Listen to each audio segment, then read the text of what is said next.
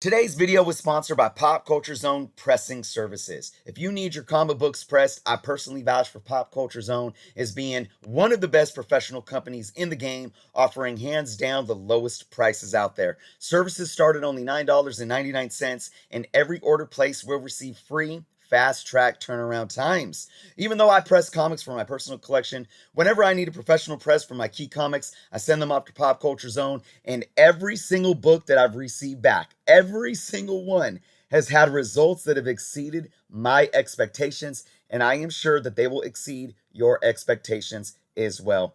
Make sure you go check the link in the description below to head over to their website, popculturezone.com, for complete details on services and how to begin your order. What is going on, everyone? Chris with Journals, Comics, and Pop Culture. Today's video, we're going to ask the question, is CGC purposefully manipulating the market by monitoring the amount of 9.8 grades that they dish out? We are going to get into this, but first, if you aren't subscribed to the channel, please take some time to do so. I want to congratulate Mickey Vasquez for winning the Alpha Flight #1. Mickey, congratulations to you. So I discussed this issue to an extent with fellow YouTuber Swaggle Comics a few months back when we both hashed out our concerns with the 9.8 grade. And this isn't just from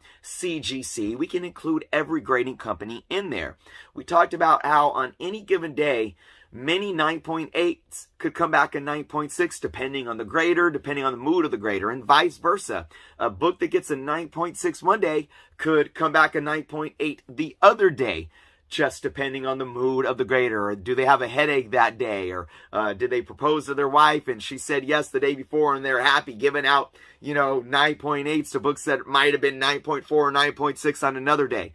All these different elements that factor into the, question of how subjective are these grades. Well, I was just recently going back and reading comments in that video, and I got a lot of people bringing up the fact that there are people out there that think that CGC actually, in a sense, is conscious of how many 9.8s they assign per book. So, for example, if we are talking about, say, the UF4, Ultimate Fallout 4, first appearance of Miles Morales, maybe through the process, and I don't know how they would do this, I don't know if they have a supervisor monitoring them, or if they have notes that say, oh, well, we've given out X amount of 9.8s in UF4, so today, no 9.8s, right? Like, if it's close to a 9.8, just give it a 9.6.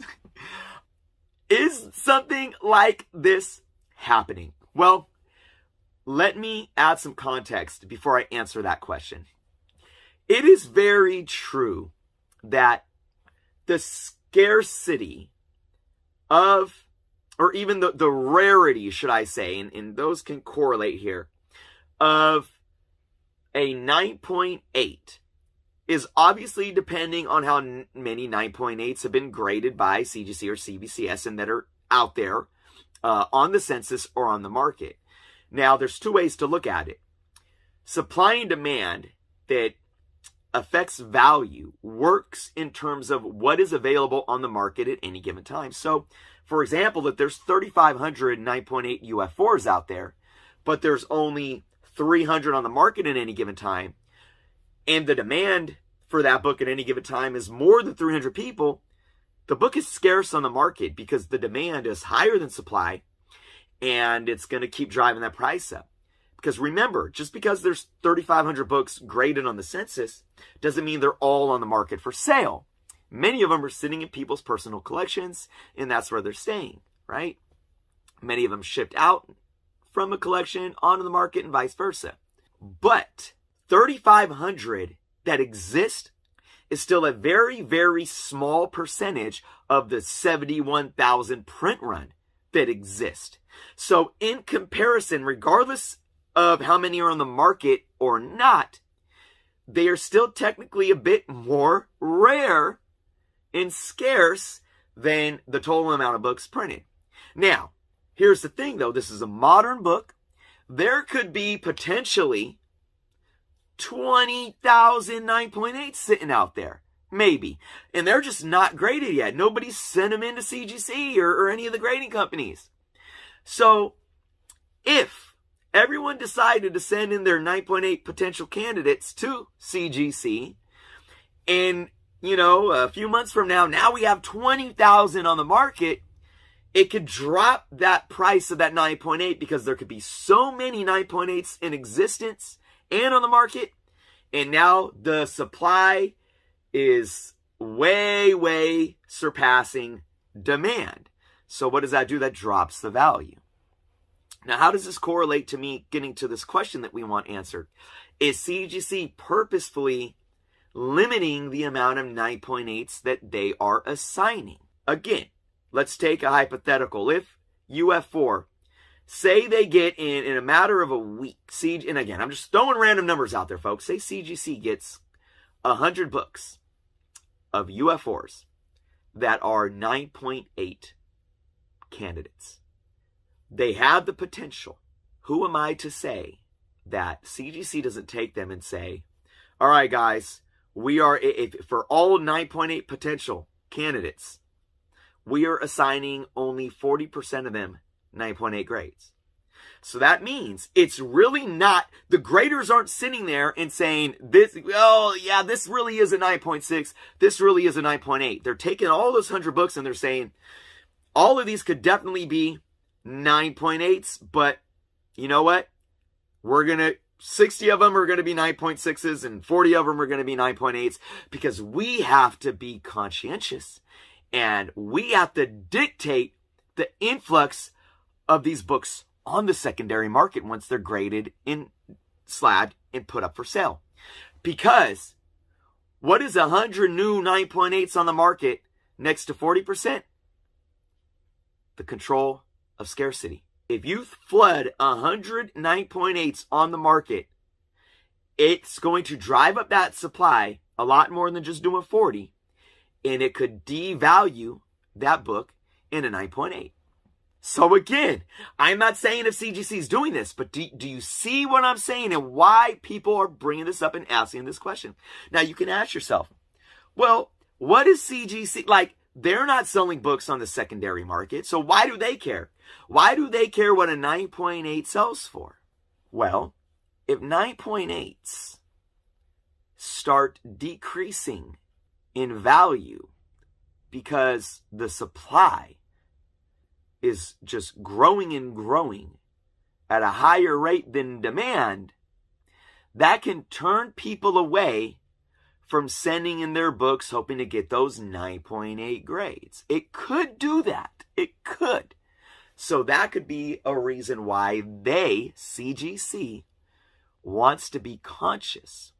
It's kind of like the reverse opposite of making quota, right? They don't want to make quota. They want to hit under quota, so to say. And if CGC or even CBCS or any of these companies are doing this absolutely is a form of market manipulation, because their assigned grades are not based, we always talk about subjectivity, but they're not even based on the subjective nature of what they think the grade might be. It's simply based on numbers in the control of the amount on the market, the control of the supply on the market. That right there is pure and simply market manipulation. And for those that watch my channel, you guys know me. I don't talk about market manipulation. I don't like to use that word unless I need to. Now again, I'm not accusing anybody, CGC or anyone, of doing this. We're just posing the question and we're putting all the variables out there. It would be a form of market manipulation. And it once again would be something that discredited the validity of the grade in the first place. There is already such a small margin of error to where many, many times those that have even studied grading to a T, and I've done a lot of studying myself and I'm very confident in my grading ability, there are many 9.6s where I say, this could have been a 9.8.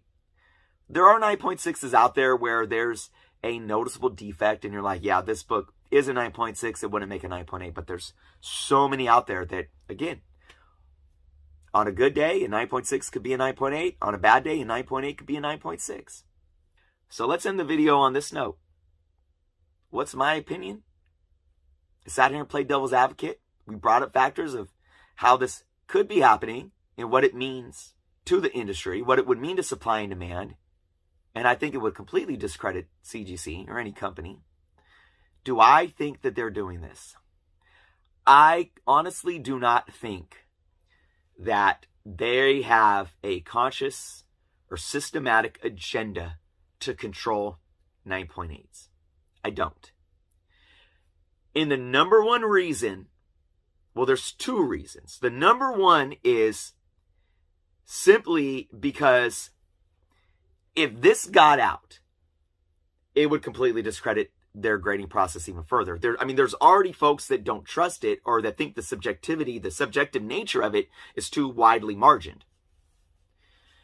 I don't see that happening. I don't see them doing this to essentially come back to hurt their brand and their business culture. Another thing is this, why folks think that a flooding of the market of 9.8s would somehow, now it could devalue the grade of the 9.8s. That's true.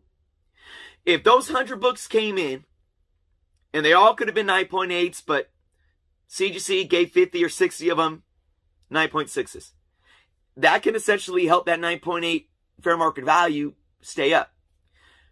But if they all got 9.8s and it started, allowing supply to creep past demand and the price started to dipping, that I overall, the bigger picture, I don't think it would hurt CGC. It's not going to stop people from sending in books to CGC.